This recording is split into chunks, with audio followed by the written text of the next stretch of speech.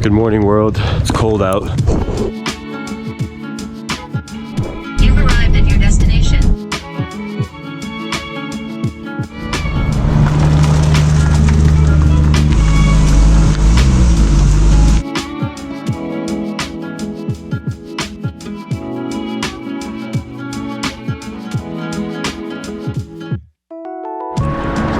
You got the nice angle? Yes.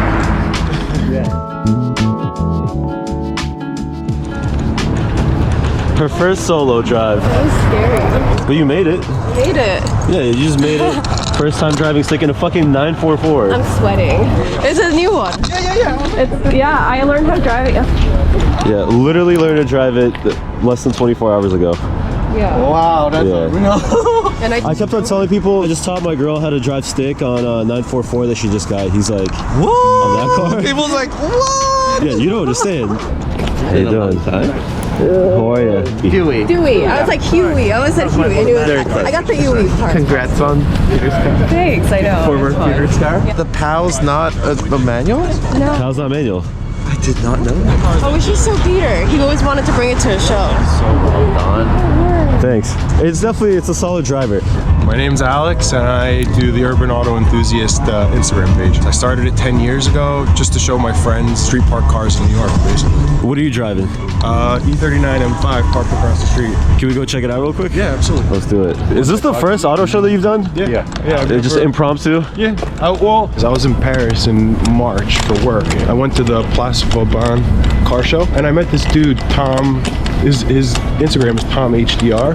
He pulled up in a 996 GT3 and I just went up to him and started talking to him and I told him, you know, I have one of these in America, whatever. And we had a whole conversation. I didn't realize who he was. 2 months later, I saw it on his Instagram and I messaged him. I was like, dude, I've been following you for 10 years and we just met. And I had no idea. He's like, I'm coming to New York in December. Is there any cool car stuff to do? So I organized this weekend to see if anyone came, and then next weekend, when he's in town, I was like, you know, maybe we'll put something together. Yeah, tell me about this thing. I fucking always loved an E39 M5. But how old are you? 37. Okay, I just turned 35, so same generation. Yeah. We came from the generation of Madonna in the backseat of the commercials, right? Yes, exactly. And then obviously Alex Roy, he did the Cannonball record at the time. What made you get it? My mom's uncle had one. Took me for a ride in it. I was hooked. When I graduated college, I had an E39 525i, and then this came up for sale near my parents' house. Original owner, 55,000 miles, and the owner had raced in Le Mans in the U.S. in the 70s. Andy Petery. I have a story about him too. But anyway, he was the original owner. He took care of this car. He babied it, changed the oil, changed the brake fluid, changed everything every year. Sold it to me for a pretty good price, and then I decided I was going to use it in the city. Track days, skiing, you name it. So it has 95,000 miles on it now. It was my everyday car, then it was my winter car when I got a 996 turbo, and then now it's just my sit in the garage car. So it has ground control coilovers, Eibach rear sway bar, and everything else is stock. I think less is more with these older BMWs, right? Hell yeah. I have the square tire setup. It grips really well and has a ton of grip in the front. Turner, monoball, thrust arm bushings, but I almost wish I had the skinny tires up front because you almost want that drama, that theater of, you know, pushing and, you know, fighting the car. Hell yeah. Very clean daily spec. Yeah, tape deck spec. What got you into cars? Dad, I assume?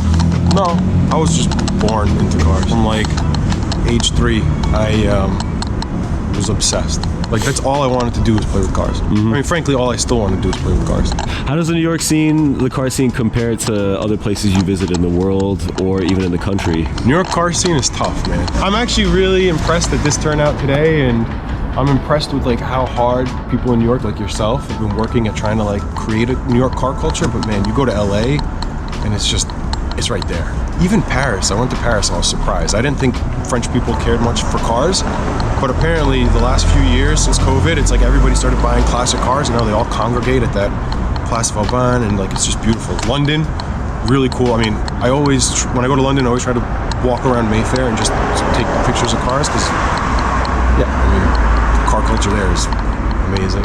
Well, what do you think it is about New York and New Yorkers that we're so diehard about like trying to it's almost like we're rooting for the losing team, right? Like we're trying to keep this thing alive, the subculture that is relatively speaking very hard to keep up with. Dude, it's but so like, expensive. we still do it. Yeah, I mean, that's the thing. In London, you can street park, right? And in Paris, I think that parking is more affordable. Here, it's like, for me to park this here would cost $500 a month if I did it in my Garage. yeah. So yeah, I mean, it's a very expensive hobby here. So it's few and far between. Plus, I mean, if you look, this car was parked in the city in the early 2000s, and the back bumper is all scuffed up from it. Yeah, a little bit. Yeah, it's not. I mean, it's still in good shape, but like, you know, I street parked that thing. great. That's sick. Yeah. Look at it. It's so resto modded too. Look at the steering wheel. That's like a newer style steering wheel, right? Oh my god, look at the rear seat delete. I know. The tug. Color match and everything. Yeah. Fuck. I know. Aero wing. This thing's fire. We're causing problems. The color. It is a pretty color. You have to ask Didi about his new car. Oh yeah, we did meet one time. Yes. Pajero, I know Pajero. Yeah. Oh my god, I want one of those. Where'd you get that? Is that custom? Japan. No, Japan there. Japan. I need to find a PAL one. Tell me about your car. They only make 139 of them. Let's go look at it. It was like mid 90s to late 90s. Japan was crazy about retro cars. Yeah. So every manufacturer like Nissan, Toyota, Mitsubishi, they all make like retro style vehicles, usually British style. So Mitsubishi go with this. It's like, okay, they were planning to make about 1,000 of them, but unfortunately the Japanese economy bust Yeah. late 90s. So they only made 139 of them. So 139. yes, so in the this whole is- world. Yes, the whole world. So this is just one of them. Yeah. Holy shit. Did that make it super expensive or? For compared to the same size, yeah, it's more expensive. Yeah. Yeah, because this is based on junior. The normal junior costs usually about 8,000 to 11,000. This is more. Yeah. Yeah. That's crazy. Yeah. Yep, still kept it with the automatic. Yes, sir. Very cool. All right. The standard wheels like no, like BBS. Oh, I wanna be. Why do you love the Pajero so much? The size. I live in Manhattan. I street park, so you know, I can't have like something long, something too nice. They will like hit your car, destroy your car. Yeah, of course. And then I need something high because flash floods, you know, Yeah. snows. You never know. Yeah, very practical on all levels. And I have no kids, so hey. Flying pug. Yep. That's incredible, man. Yeah. Fuck. You just got this too, right? Yeah. I was late because I did I just went for inspection. Oh, really? So I just got it. We're legal, DOT. Fuck off. So cool. I love like the sun faded, the rain visors and everything. Does it have all the creature comforts like heat, AC, all that? Yeah. Power windows, power steering, everything. Damn. Because this is this class supposed to fight against Suzuki Jimny. Oh yeah. Before Pajero's Mini Junior came out, Jimny was like the one and only K SUV 4x4. Yeah. So they pretty much have all the market. So I was like, the other manufacturer like, wait a minute, we should grab some of those markets at home and overseas. So yeah, Mitsubishi came up with the Mini. Then like, oh no, they start providing like power steering, power windows, everything, and it's more spacious. That's why like after that Jimny update their vehicles. Interesting. That's the history. Love it. Yes, sir. Damn, you're like a Mitsubishi Pajero historian. I was like interested because I never saw this before too. I was like, oh. Then I research. Interesting. And I bought one of the magazine. They actually show the development. I didn't bring it today, but they show the development. It's like full-size Pajero, but they minimize it. That's it. They use whatever engine from other cars like Minica and from the K trucks. So they mix and match parts. Yeah. Interesting. Yeah, it's so bizarre. Like the Japanese are so wild for doing stuff like this. Like obviously, they had Nissan had the whole Pike collection. Yes. Yeah, like with Shirley with the PAL. Yeah. She wants to get a Figaro, and then We were talking about it. She was like, I don't really like the S Cargo, but it is very cute. The fact that literally Nissan, a major manufacturer, a multinational, made a car that sounds and looks like a snail. And it's very Who does spacious. that? It's very spacious. It can fit almost like a whole skid, one whole skid pallet on the back. Yeah. So bizarre. I love it. The shape is so cute. Yeah. You want to hear the X-Pipe, the catless? Oh yeah.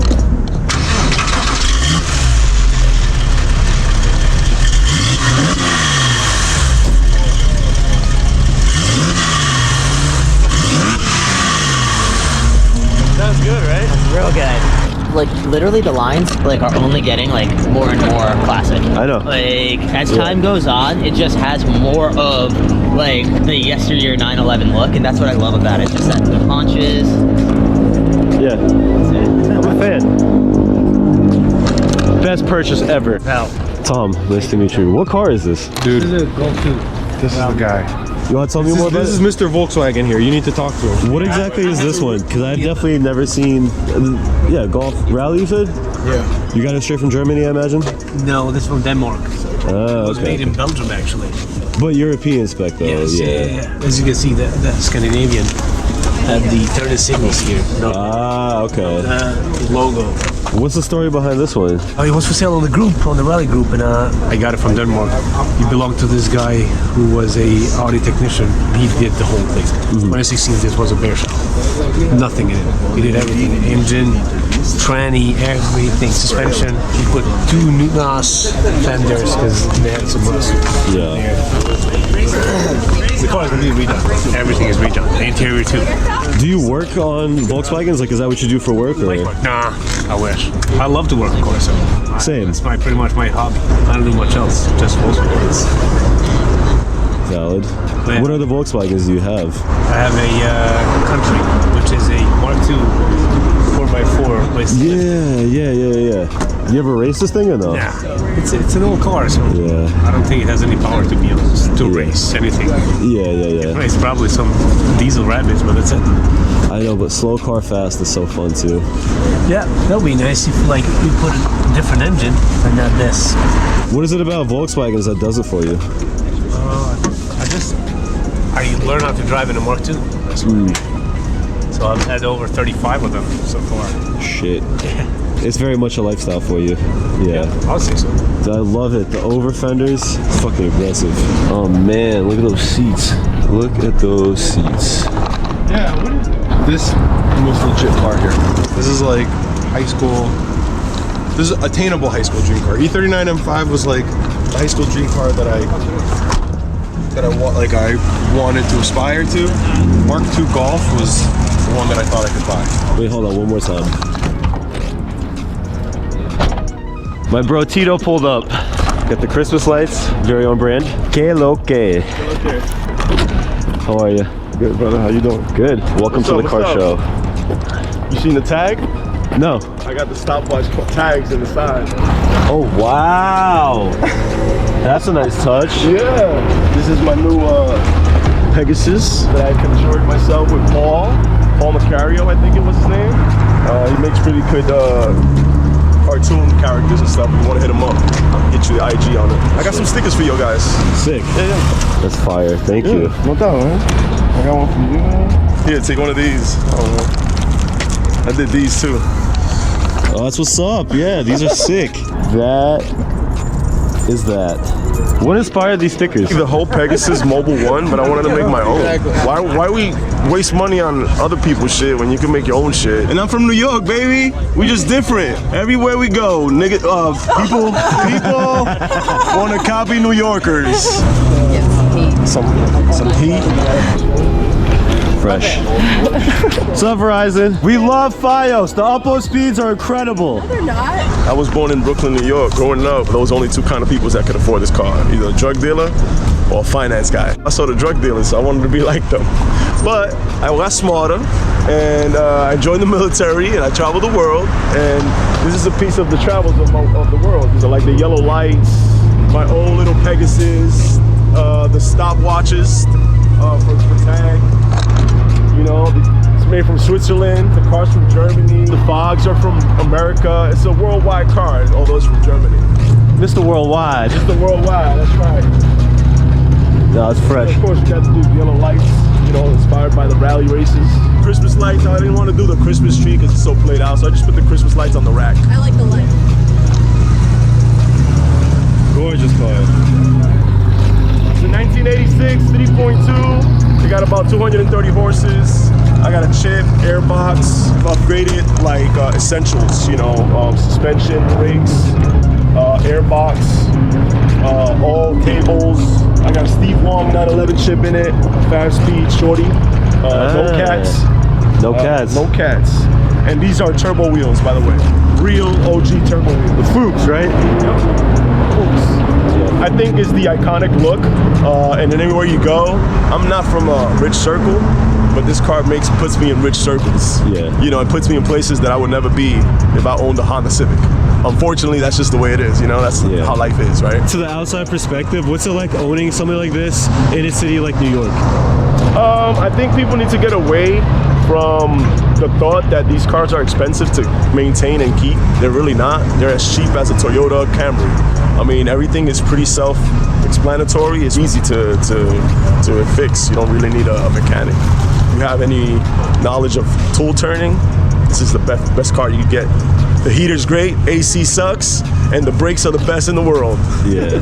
It's also light, fast. I imagine, right? Light. It's about 2,900 pounds. Okay. So for the power that is pushing from the back, that's all you need. Yeah. Especially in the city. You don't need no damn Hellcat. How do you enjoy it? Do you take it more on cruises outside the city, or you just love to cruise around the city? I cruise mostly outside of the city because I've already endured a lot of pain lessons and a lot of money I spent trying to fix this car just because the potholes in the city is just it's just too much. I've gone through hub bearings, I've gone through axles, so I stick to upstate, Jersey, those big fun rides. Any future plans with it, or are you kind of just gonna? I would love to drop in a 964 engine on it. Yeah. Yeah. Why is that? Just bigger displacement? Just bigger displacement, get a little more fun out of it. You know, if not, I'll just tune this one, prep it up and tune it, and that's it. And I want to mid-pipe it. But Carbone right now has a mid-pipe with the button, like they have a beeper and everything for it, that you can turn it on. The valve. They have the valve. Yeah, it's like $3,900. Jeez. Yeah, but it's fucking dope. See, shit like that is not Camry price. Yeah. That's like the price of a used Camry right there for just a mid-pipe. Oh yeah, and just like little things, little knickknacks for these cars are very expensive because you'll have one company make them and that's it, and no China. Yeah. You'll hardly find made in China for these. Yeah. Very difficult to find. Which is great because obviously usually that will mean quality, especially like the demographic that's buying these cars, that's working on these cars or making parts for these cars. They definitely give a shit about quality, you know? Yeah. So I understand the price, but also, I get it. So yeah, for the 996, like when I first got it, I bought the hood struts because the hood kept on closing on me whenever I'd open it, or the front. And those are just like $22. Yeah. Whereas Porsche was trying to charge me like a couple hundred. Yeah. You know? And that's things like that, man. You'll find your places where that will give you things cheaper. I preferably go shop in Germany. There's a spot that I go to in Germany and they deliver over here and they don't charge you an arm and a leg. And you literally go there physically? Or? No. I online, yeah. Gotcha. Yeah. That's what's up. Yeah. Do you ever consider getting a newer Porsche, or are you kind of sticking with the classic? Negative. Never. I would buy a fucking new Porsche. I just don't like the electronics, the gimmicks and stuff like that. I think these last longer. It's unique. Yeah. I mean, you pull up to a Porsche rally or a Porsche place and you see all these new Porsches. And this is, when you drive in the street, you'll see newer Porsches. When you're driving in the street, you don't see older Porsches. Yeah. And it's just that. Yeah. You know, it's one of a kind. Yeah. Anywhere you go. Sir, you're late. Hey, yeah, I noticed. Welcome. Dude, I was like, I feel like a Walter Mitty, man. John, nice to meet you, man. Nice to see you. I was daydreaming on the train, right? I missed my stop. I was like, man, I should have been there by now. Next thing you know, man, I'm not running First Ave. I'm like, yeah. On the L? Yeah. I took an L. Yeah, you did. All right, we're gonna chat with Ferris real quick from Inbound Motorsport. It's got this gorgeous E36 Touring. Manual, of course. I don't think they ever made. No, they made it overseas, so I thought it was maybe an import. Not wagons, I don't think. No. Yeah, they made sedans. Yes, I had a sedan. I had Two a door and 98. four door. I had a sedan, red. Nice. with the dove gray. Like Melbourne red? Yeah. We have those. Back We in- imported a Euro Melbourne. Okay. 6-speed. I had the dove gray interior, so it was like really nice. It looked white almost. Very nice. Beautiful M3. Loved it. Yeah, they're great cars. Great Yeah, and platforms. then I had an E46 competition, Oh, better car. 06. That's the GCE we call it. Greatest car ever. E46 Yeah, the M3. E46, yeah. I mean, yeah. Adam over at Brooklyn Auto Sales just recently sold Laguna Seca Blue Slick Top. Wow. Yeah. Those are premium on the Laguna Seca Blues. For Yeah. sure, for sure. We have an Interlagos one. Yeah? That's been a forever car, yeah. Amazing. 06. That was Really nice my car. competition was Interlagos. It's such a good car. And it's a Estral Blue E36 328, I believe. It has a cool little option in the back, which you don't really see, which is this like baby seat that folds up. It's got the, I don't know what the M pattern is called, but it's got the M-Rain seats, and then like I said, that factory option, Estral Blue with the desirable wheels. I also don't know what these are called, but LTWs, yeah. you know more about it than I do. So I think style 24 maybe, 23, I forget. that sounds about right. Yeah, one of the forever cars at Inbound, which is rare because we obviously are a business and sell most things we get. But once in a while, we see something we like enough to want to hold on to forever. Yeah. This is one of those special cars that we think is going to be part of the fleet. Yeah. What is Inbound? For people that don't know. Importing company. We import mostly from Japan, also from Europe, Middle East too sometimes. Mostly stuff that was never really sold in the US. You know, trying to get people excited about cars that are not necessarily super expensive, that are unique, that are fun, that are practical. Like this is a very good example of that because it's kind of all three of those. We've been in business for about 7 years and, you know, tried to make a name for ourselves in that we bring stuff in that people don't typically see in this country. Yeah. And I think we've done pretty well in that sense, and it's been very fun to be able to experience a lot of these cars that you know we'll probably never get to experience again, honestly. Of course, yeah. I mean, especially with e-cars coming in. Yeah. Now, question for you that I never really hear anyone asking or talking about.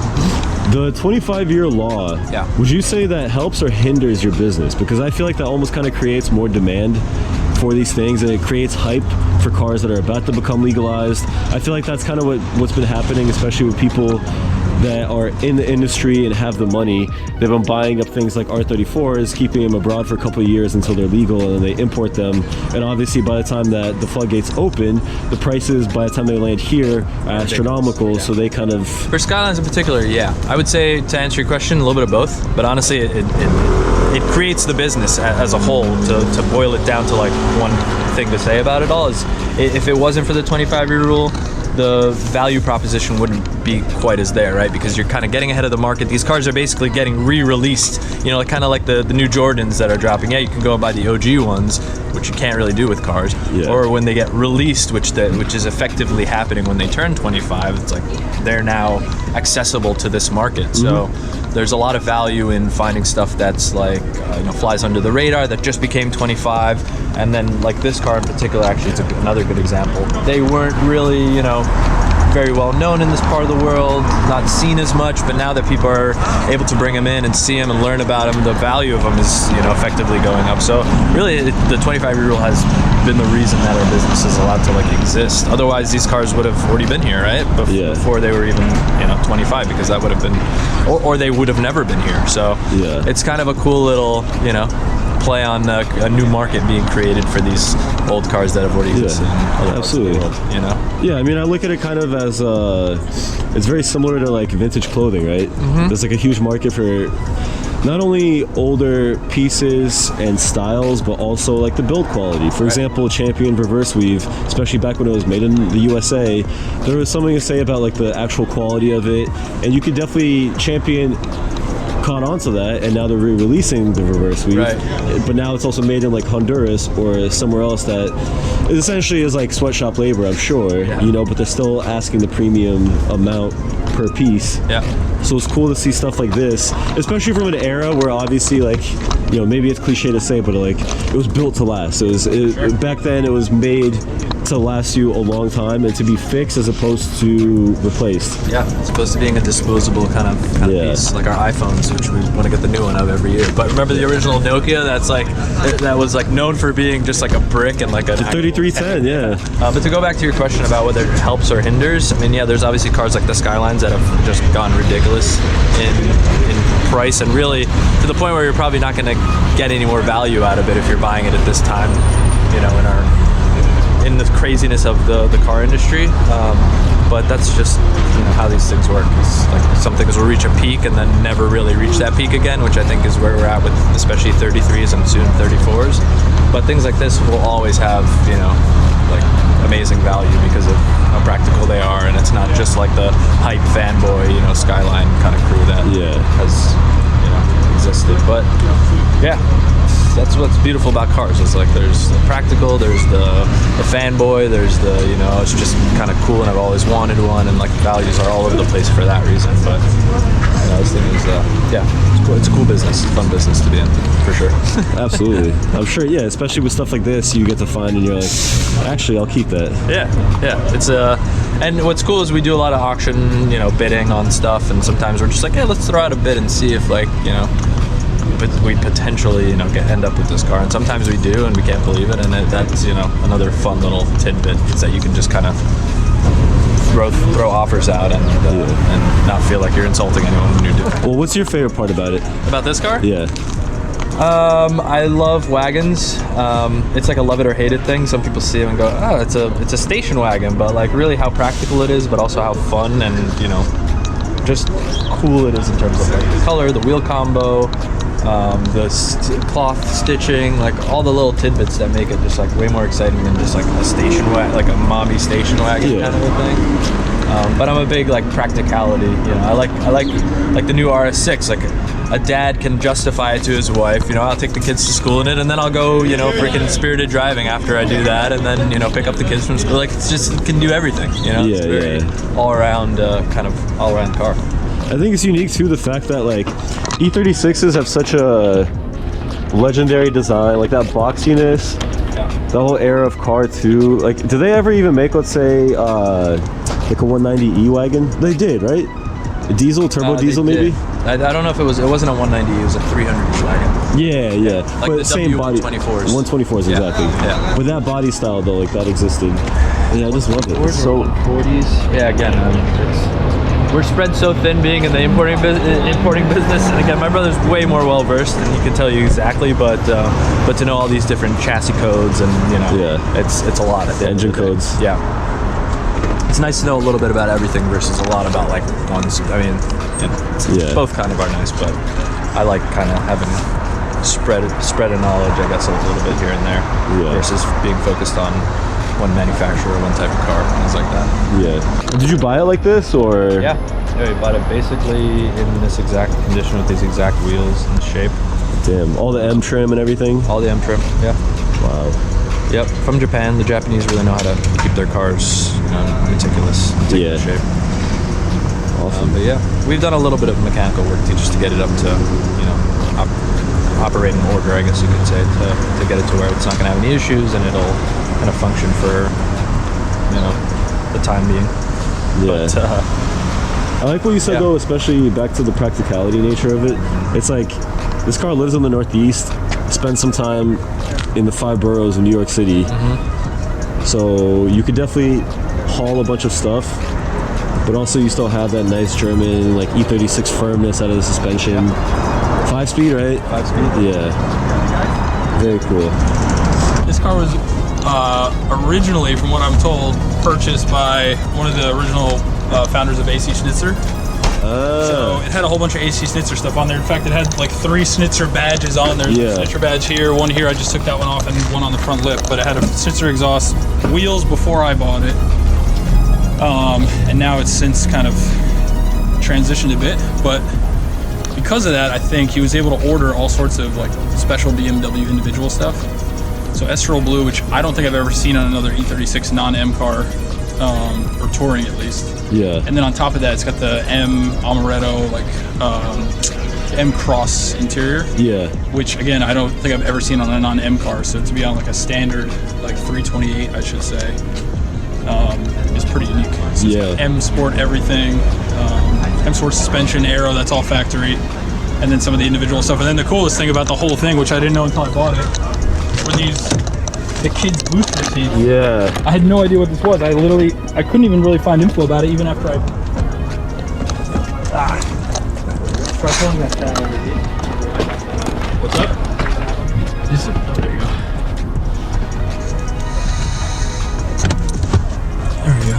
That's so sick. I literally just saw this one day and I was like, what is this? And I pulled it up and then I had to look it up afterwards. I was like, is that a booster seat? And I think there's actually a little diagram on it right here. Yeah. Oh, that's so cool. It's hard to even find info about these booster seats online because, like, I think they're pretty rare for an E36. Right. Or in general. So, kind of cool. Tonight the music seems so loud.